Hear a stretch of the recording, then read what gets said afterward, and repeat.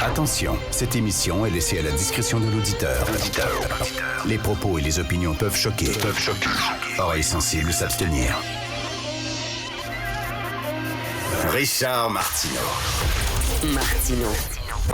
Un animateur pas comme les autres. Richard Martineau. Cube Radio. Bonjour, bon mardi, merci d'écouter Cube Radio. Alors, je vous conseille fortement, je vous suggère de lire Antoine Robitaille aujourd'hui dans le Journal de Montréal. L'anglais recule à Montréal, disent-ils, c'est le titre de son texte. Il dit, je croyais jamais lire ça dans un journal en 2023, mais c'est arrivé en fin de semaine. C'est un éditorial de The Gazette, et qui affirme que les Québécois d'expression anglaise seraient traités comme des citoyens de seconde zone par Ottawa et la place de l'anglais au Québec est de plus en plus restreinte.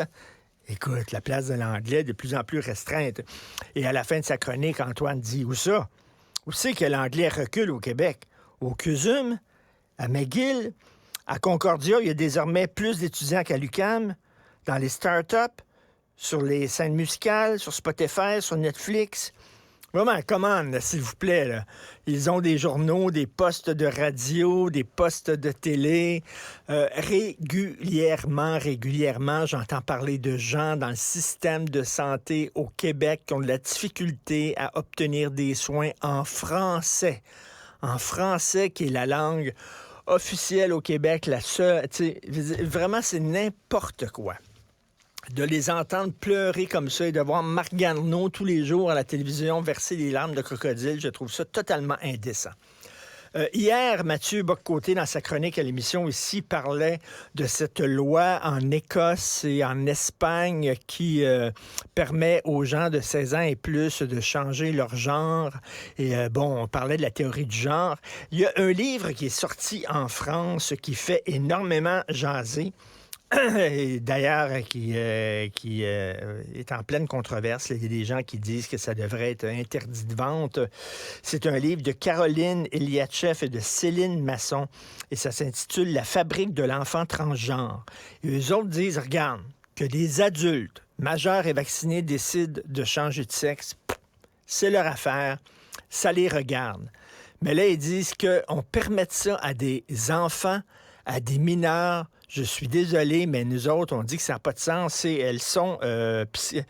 Caroline Eliachev, elle est pédopsychiatre. C'est une psychanalyste de renom.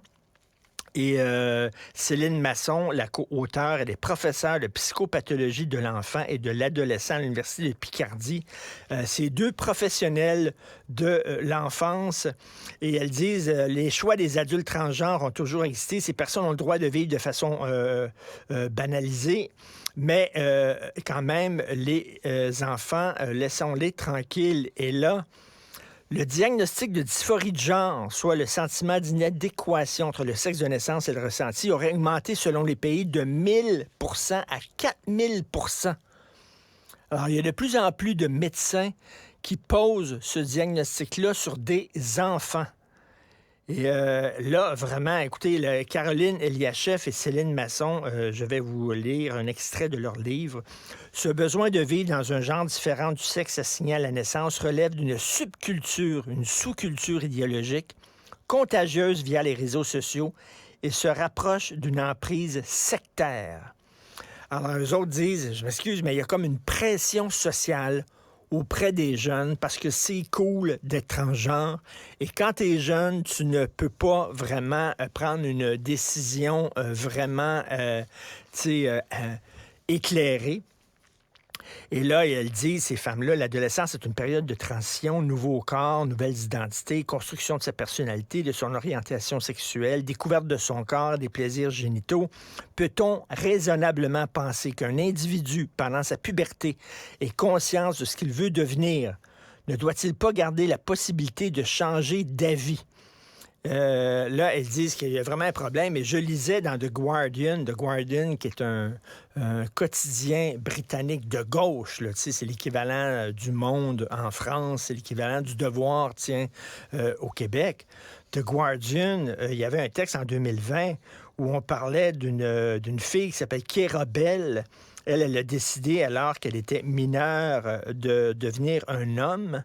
OK? Et elle le regrette énormément et elle poursuit Elle a poursuivi un service qui s'appelle Gender Identity Development Service for Children and Adolescents. Ça, c'est un service qui, justement, conseille aux jeunes qui se sentent mal dans leur corps de suivre des traitements hormonaux et, bon, d'aller faire une transition de leur sexe.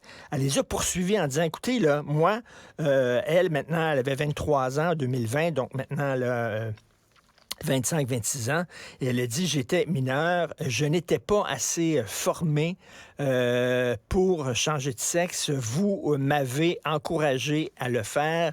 Vous m'avez fait subir une certaine pression et elle les a poursuivis.